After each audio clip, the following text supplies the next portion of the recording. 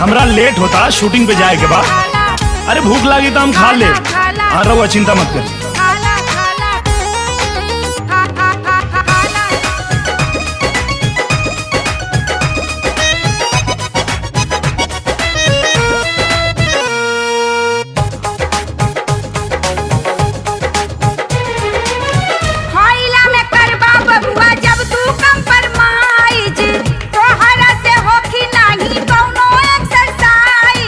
अरे 2 घंटा तो डेली एक्सरसाइज करी ले। खाइला में करबा बबुआ जब तू कंप्रोमाइज, तोहरा से होखी नहीं कौनो एक्सरसाइज।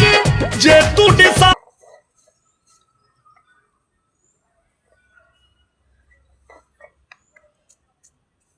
हो गया।